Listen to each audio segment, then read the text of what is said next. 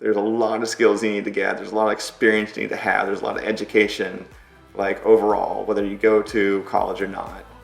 Casey is 100% right. There's a lot of skills you need to acquire to have a successful career in video production, and Casey Schendel is one of those guys that has accumulated those skills. So Casey previously worked in-house at Tesla, then he was an executive producer at Airbnb, and now he really is the founder of Think Out Loud Studio. And I'm thrilled to be able to bring Casey here to you on Video Production Daily. Today we're talking about careers. In fact, we're talking about careers all week and going deep with different creators that have been able to find a lot of influence within their niche and have successful careers. Video production is a little bit like developing a fingerprint, and the projects you work on, the people you associate with, always seem to make a career. So we're diving deep into what does Casey's career look like? How do you end up in-house at Tesla, Airbnb, and then founding your own studio in the Bay Area and doing work for numerous tech companies and other incredible organizations? I can't wait to throw it back to Casey and I for this previous interview. Thank you so much for joining us today on Video Production Daily. Today's episode of Video Production Daily is brought to you by mastersofengagement.com. If your career intersects with video, it's vital that you understand video strategy. So head on over to mastersofengagement.com to learn what you can do to up your game and understand how to impact an audience and make a change and drive business value using video.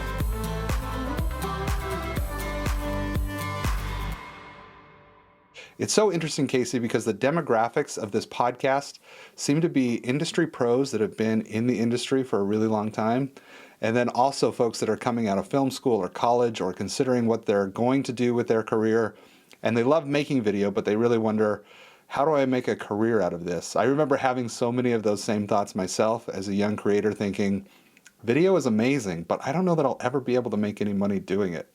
So I think it's fascinating to hear about people's careers, not just because it's interesting to think about what you could do, but also I think other people in the industry are always trying to understand where the opportunities are and what people are doing. So Casey, I would love to hear a little bit about your career and what has made it special, how you got to where you are, and some of the steps along the way. Yeah, absolutely. Luke, thanks for having me. I'm so excited to be able to share my story. Everyone's journey is different. Everyone's journey is unique, but it is like a great learning lesson for everyone, no matter where you are in your career, where you are in your field. And when you're young like that, it's like, ooh, I want to be a filmmaker. I want to be Spielberg. I want to be Tarantino. Those are the idols you look up to. And I was like, okay, I'm going to graduate high school and I'm going to pursue becoming a movie director.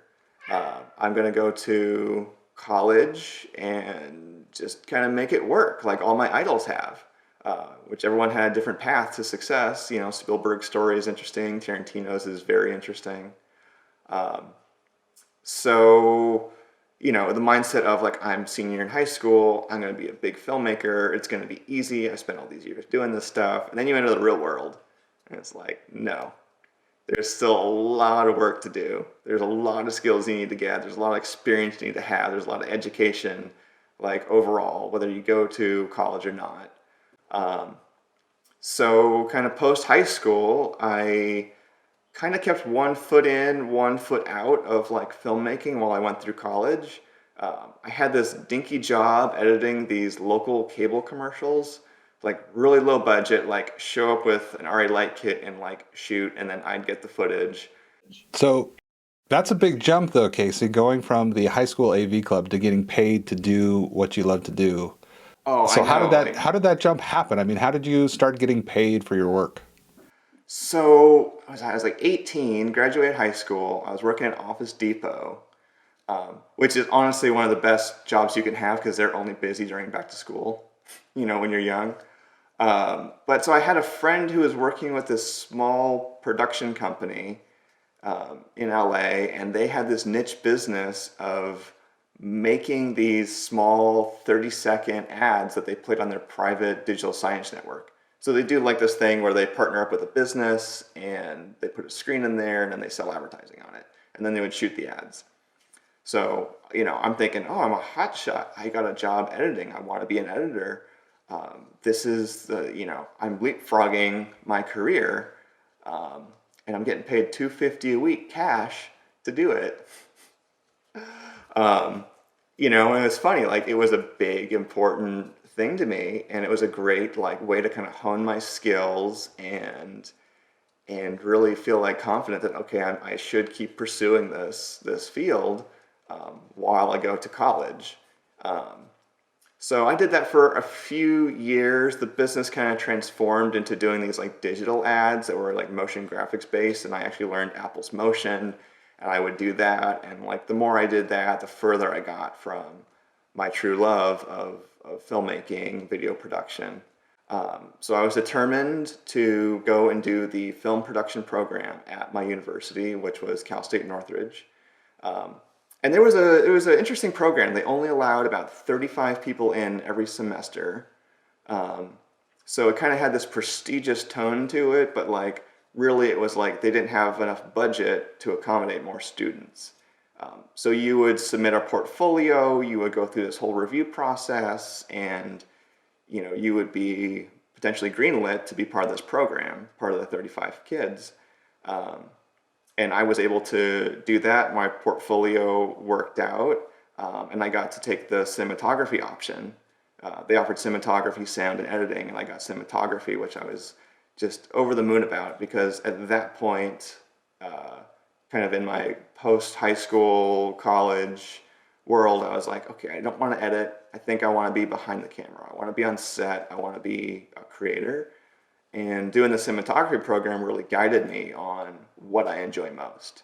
I enjoy being a storyteller, primarily a visual storyteller, but collaborating with teams and creating a great narrative, a great story, a great piece of content in any form. Casey, when you were in college, I'd be curious to know because oftentimes when I'm talking to students that are going into the field, that's where they're at, right? They're in college. They're getting to the point where they're getting ready to graduate and they're realizing like, oh man, getting a job in this field might be more difficult than I had anticipated. Like, what can I do? So they'll jump on LinkedIn, they'll find someone that has a job that they think they would love to have, and then you get that informational interview. I'm wondering if there's any advice that you give students that are at that stage in their career, that are in college. Like, what did you do to make that investment pay off? Was it really the quality of the program and the opportunities that that provided, or did you do something differently in college that led to more opportunities after you graduated? Great question. I'd say for me, it was kind of a mixture. The going the college route and doing the cinematography program opened up, a couple opportunities for me. My university, they only did 4 thesis films per semester. So it was this competition among all of us students of who is going to get to direct a thesis film, and then everyone else joins on. So my goal with the whole program was I want to be the director of photography for a thesis film, and then hopefully that film can get some nominations or some kind of acclaim, something like that. And that was my kind of laser focus, and I actually did achieve that. I was able to shoot one of the 4 thesis films. It went to the university's showcase that year. And then after that, it was nominated by the American Society of Cinematographers for their Heritage Award, which I was just over the moon. I could not believe that my work passed enough muster for the ASC to give it a nomination. But outside of kind of the educational route, the same time, the last I think 2 or 3 years of my college career, I had talked my way into this role with this dealership group in Los Angeles. They were called the Auto Gallery. They've unfortunately gone out of business since then. But this was, I think, 2012. Facebook's blowing up, YouTube's blowing up, video content is the hot thing. And they had this marketing director there who wanted to do all these different cable ads, commercials, social media promotions, Facebook videos, just nonstop content for the 9 dealerships they had. And originally they were just trying to hire a videographer, and I kind of talked my way into being a producer for them. So kind of coinciding with my college route, work-wise, I was producing and shooting all of this various type of content and honing my skills in a different way. It was commercials, it was advertising, it was branding, it was drastically different than filmmaking, but equally as exciting, and still took the principles of filmmaking. You need a great story, you need a tell a story in a visual, entertaining manner, and all the tools and techniques that kind of go along with cinematography. And I kind of got into this kind of car niche in a way with automotive content. And that was the kind of duality of, I'm pursuing filmmaking, cinematography with college, and then outside, I'm pursuing, being a video producer, creating advertising content, branded content, and being just a kind of one-man band content creator for this client. And it was a really interesting trajectory. Your first job out of college started before you got out of college. I mean, really, if you think about the opportunity to graduate with experience like that on your resume, I do think that that is one of those inflection points that can make a big difference. Because I think people get skeptical, nervous. I mean, this is an industry where people hire you based on the work that you've done. And obviously, you started doing it in high school and you rolled that experience into all of these future opportunities. But I do think that, in my mind, that's an inflection point to call out. Like, Casey was doing this work before he graduated. It meant that any opportunity after this, people are going to have a body of work to reference. They're going to be able to see what you've done. And then you can just continue to compound that interest in your behalf, but you're not starting from scratch. And I think there's enough people coming out of film school or out of college that are really working to put together a demo reel. They don't have a ton of content, and that can be a difficult place to start. And sometimes you want to work with all of those people that eventually are going to be alumni and create something great, or find a job like you did and make sure that you really leave with a solid reel. So I just want to call that out as something that I noticed that, hey, this isn't totally common, but this might be one of those moments that made a big difference. Oh, thanks, Luke. Yeah, so truly, it was funny too when I met with their marketing director for this the auto gallery. They showed me this commercial they spent $10,000 on, and in film school, I remember one of our mentors going, "Say yes and figure it out later," and that's what I did. I was like, I could do this for cheaper than that, and that really kind of rung the conversation a different way of oh, we could just have you here doing all this, and it opened up this opportunity, just kind of through conversation and me just throwing out there that I could figure this out for you. But yeah, it was an interesting trajectory, and I also think too, it's I had a different path of, I went to college for 10 years. It was a mix of, mainly because I worked full time the whole time I was in college. I had to support myself, and that turned school into part-time. And then there's, a few times here and there where there's a down semester, or for the university, I had to wait, I think, one semester to get in, and then one semester to get into the film program. So there's some downtime in between. But my college career was very long compared to most, or I think a lot of people are just able to go full time, dedicate themselves 100% to school, and not necessarily have that time allocated to kind of work on your own development in other ways, like I did. So I definitely had an interesting path. That is so fascinating, Casey, because I really did the same thing. I don't remember if it took me 6 years. I think it was 6 years to finish my undergraduate. And it was the same thing. I mean, the whole time I was getting work experience. I had already basically started my career, although I didn't know it. I was just working. But then, that's what turned into the opportunities. So I don't know, Casey, maybe that's an indicator right there. How many years did it take you to finish college? If you did it in 4, maybe you were just, focused a little too much on the studies. It could be, I had a lot of friends who graduated, and, even my mindset was, when I graduate college, I'm free. I don't have anything kind of holding me back.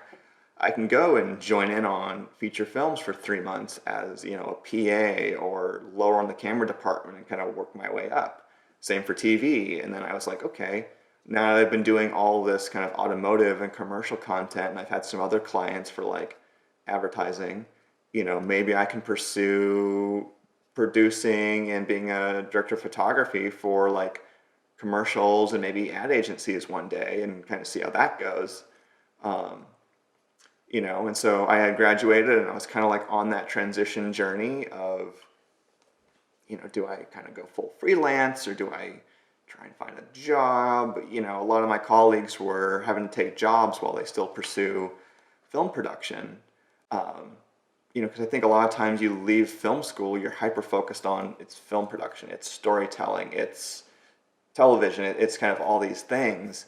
And the world of production is so much bigger and all encompassing in all these different industries, especially the last 5 years with online blowing up. You can be your own content creator, you can monetize it. I mean, the amount of opportunities to be a video creator is immense these days. And that's the stuff too. It's just so valuable because people think about things so linearly. I think especially when you think about like education, right? It's people always, it's primary school to secondary school to, and it's a straight line, but the experience is what you're paying for. I mean, it's what you're really getting. I think that college is an amazing time to stop and experiment a little bit and get a lot of that experience.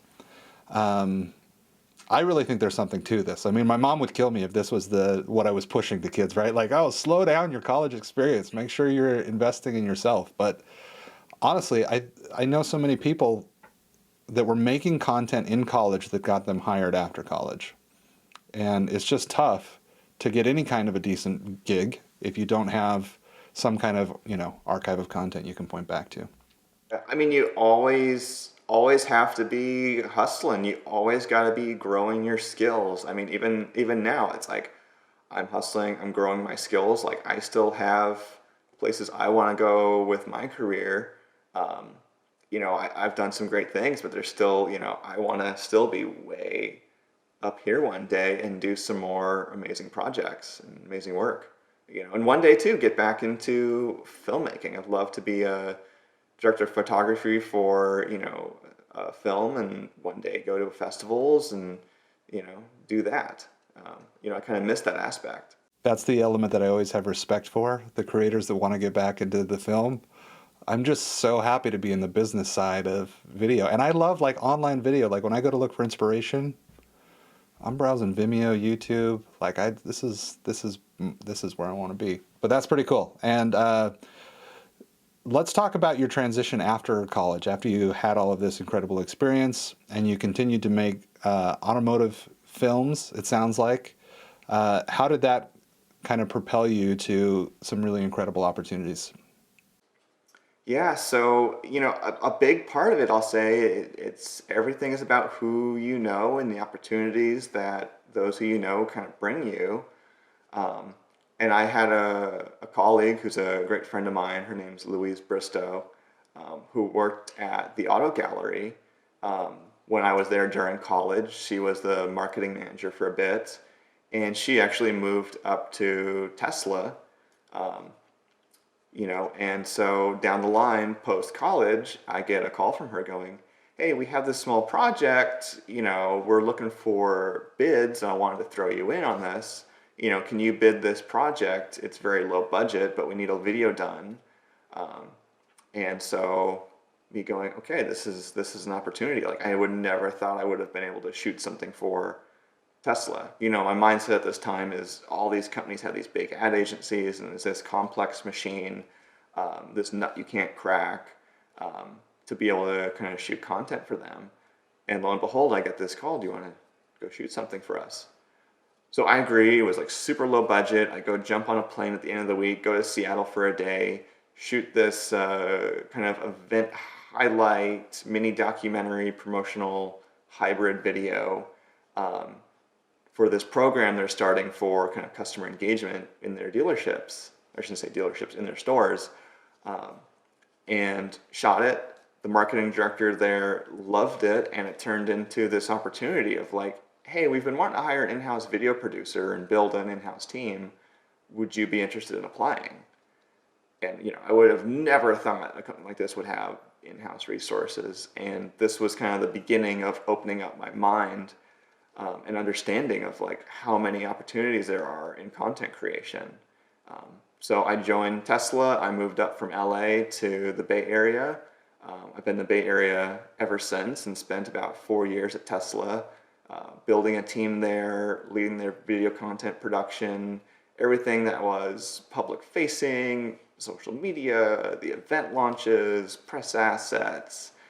They didn't do paid advertising, but we did a fair amount of content to plug into all the different integrated marketing aspects. Casey, one of the things that I noticed as you told your story is, you know, you knew the marketing director, they contacted you, and you talked about how it's all about who you know. And I've definitely found that to be true myself.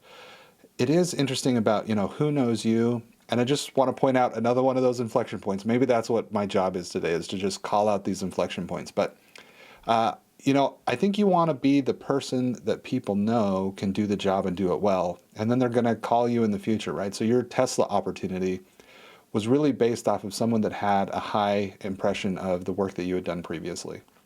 So I think that you really made your own opportunity there. I think, you know, it's easy to look at, hey, you know, he knew somebody on the inside, but the truth is that's not really how it works. Someone on the inside knew you and had seen your work and knew what you were capable of and was able to call you into that kind of scenario. And I've seen that happen so many times. It's really about who you know that can solve the problem. So if you are still in college, the people that you're making films with today are going to become amazing alumni that are going to go do cool and interesting things. And if they know that you are a person who can solve their problems, then that might be your next opportunity. So, Casey, I know there's a ton of admirers of your work at Tesla. You did a lot of really cool projects, footage that probably all of us have seen. You shot, made some incredible rigs. And then Tesla really ended up again being a springboard to additional opportunities. So I'm interested to hear the rest of the story. Yeah, so after 4 years at Tesla, I got creatively hungry and kind of put out some feelers, got in some conversations, and I got in one with a recruiter at Airbnb who was specifically looking for someone to come in as an executive producer to support the Airbnb policy team.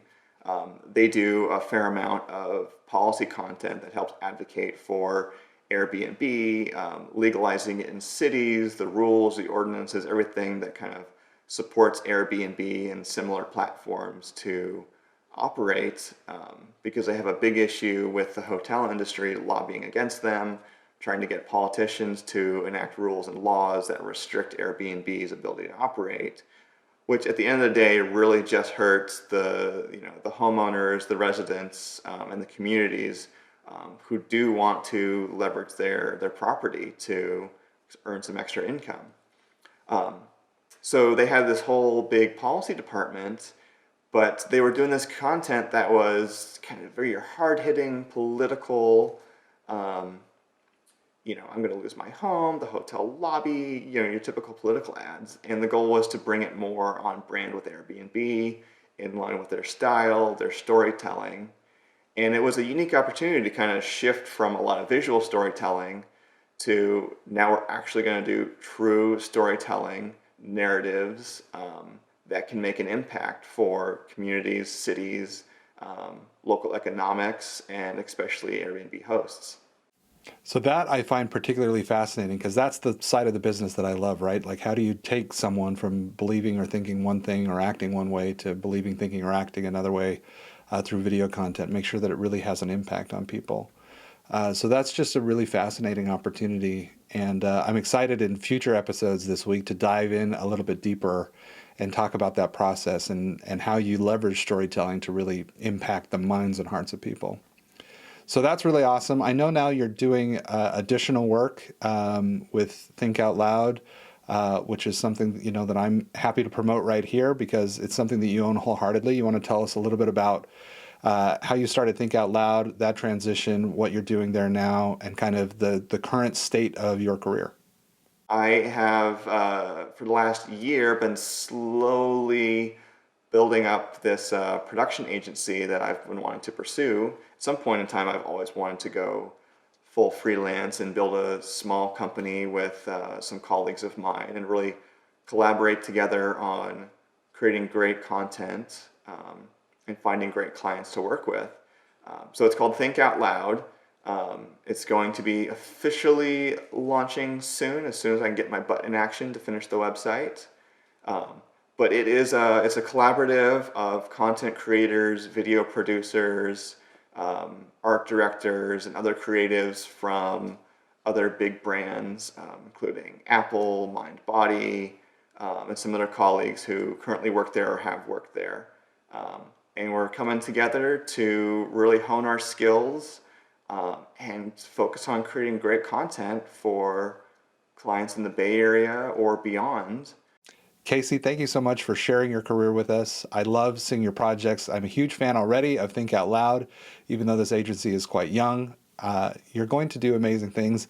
It's already interesting to see you kind of taking off, and the fact that there seems to be rocket fuel on anything you're associated with. So I know that's going to be a big success. I want to call out a few inflection points that I noticed. One of them was people seeing your work seems to be what has propelled you from one leg of your career to the next. And it's been an incredible career, and you're still a young guy, and you've had terrific opportunities, and there are more in the future. Casey, I just want to throw one last question to you. As you look back on your career, are there inflection points that you see? Is there a decision point or multiple decision points where you think that right there was critical, what I did was really important, and it kind of laid the foundation for the rest of my career? What I've always done, I specifically did this in college, and I still keep this kind of mindset of I set goals for myself for the future, and I have to work towards them. It's my guiding light. It's what will lead me to the next stage of my career or success, however you want to kind of talk about it. But for me, you don't need to go to college necessarily to do film production or video production. But I wanted to be the first in my family to get a college degree. So that was kind of like one thing on the board. I have to get a college degree. And then I'm going to pursue film production in college because I want to have a successful career in production. And then from there, it's like I have to get into the cinematography program. I have to shoot a thesis film. I want this thesis film to win awards, be award worthy, I should say. So I set those goals for myself, and that was what I needed to work for. And it helped filter out all the noise on anything else outside of that isn't going to help me get to my goal.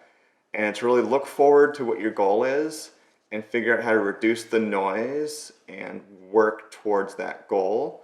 And then once you achieve that goal, you have to keep setting new goals.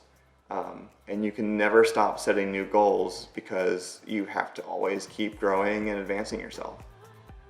Keep learning, keep growing, keep setting those goals. What incredible advice from Casey Schendel. It was great to have him this week on Video Production Daily. Tomorrow, Amina Moreau joins us to talk about her incredible career, where she is now a co-founder of Still Motion, but really tremendous organic growth in her career to become one of the most prolific human storytellers that I know. I'm excited to bring you her thoughts.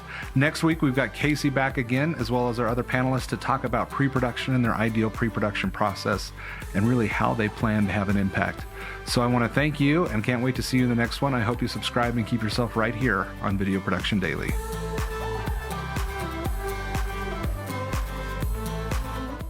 Today's episode is sponsored by mastersofengagement.com. What do you know? It's my brand sponsoring today's episode. No, but I'd be thrilled if you jumped over to mastersofengagement.com. I know as a video producer, my career changed immensely once I understood engagement strategy. If your career overlaps with video as a videographer, if you're working at an agency, if you're working in advertising, if you're in-house, if you're a content marketer, really, if you are a video expert within your organization, you need to understand video strategy, how to engage people with single videos, and how videos laid across an entire organizational strategy can have an impact on businesses and business results, and really how you can sell ideas using video. So again, if your career overlaps with video, check out mastersofengagement.com, and you can find in-person workshops, online workshops, ways to collaborate with peers across the globe in deep digital learning experiences that will certainly change your career. Thank you so much for joining me, and we'll see you on the next one.